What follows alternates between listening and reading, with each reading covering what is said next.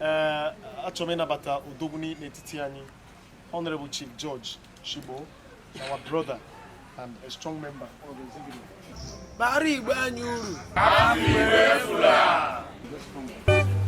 Daisy, Nefertiti Music. Anambra kenenu. Anambra kenenu. Ndị ọgọ m kenezu ọnụ. Unu abịago. Ọ gwara ka anyị mee ka anyị mara one or two things. Unu mara one or two things ya ga-ekpọkọ unu ebe a. Ụmụnne na-adị anọkọwa ha agba izu gbaa nkata ka ihe nwee ike na-aga ọfụma.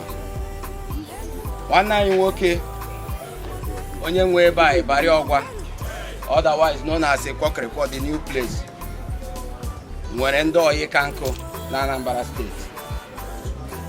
O nwego ebe ha kpakọtara nka ya na ha agwa ya sị ụmụnne ya ndị nke nọ na Anambra o nwekwa dị ka a ga-esi na-eri ji ha sị na ya nwa na onwe ha chọọ iri ji ụmụnne ha kpọkọọ ha gwa ha okwu ọ sị ha na-ekwe nke a na-ekwe nke a nwekwe ka a ga-esi wee richie ndị Anambra ebe a ebe ya nwa na onwe ya nwere ebe ụlọ oriri na nkwari na-ewu ewu a na-akpọ Ịbarị Ọgwa.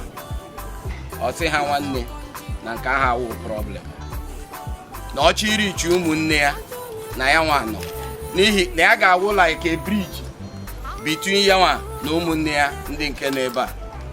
Ọ ebe ha si mee gị na-epunye ome. Unu aghọta ya anyị na-ekwu ebe a ka o rụziri anyị sị na the best thing ime wụ gịnị igwe ka ndị Anambra nọ n'Imo steeti ka ha mara na o nwere ụzọ ha nwere ike isi na-eri ji ụmụnne ha ndị nke nọkọ n'ebe a chọrọ iri ji ha ebe a richie ha ka anyị kpọkọta unu niile ebe a onwe nke anyị nwe ka anyị rikọ ṅụkọ so that ọwụ na enwe ihe a ga-emekọ between unu nwa na anyị nwa ndị Imo ka anyị nwee channel a ga-esi na-eri chi ya ka ahụ one of the things anyị ji kpọkọta unu ebe a na Anambra kenenu. O nwere ndị nọ n'azụ nnọkọ a na ọgbakọ a now anyị anọkọta binie tomorrow or binie today sị ka anyị bịa kpọkọọ ndị Anambra ka ha pụta ebe a.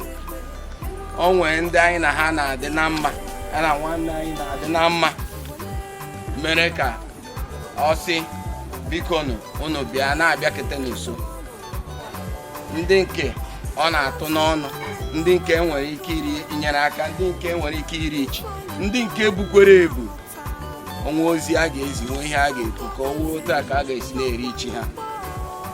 Unu anụgo ka anyị na-ekwu ndewo nọ ha sị anyị mee ka unu mara na onye Igbo ọbụla na-achọrọ ka onye Igbo ọbụla bara onye Igbo uru. Unu na-anụ ya mere ekele anyị ji wụrụ bara Igbo unu. Ịba isi bara Igbo uru asịghị gịnị ka afọ Igbo dị efu na bara Igbo uru, bara Igbo uru. Oke aka m jigodo ugbu a o mechaa nwanne anyị nwoke pụta ka ọ kọwazie ndị ọzọ. Anambra kenenu, Imo kenenu. Ada atụpụta ya obere obere ndewo no. Ndị be anyị bara Igbo uru.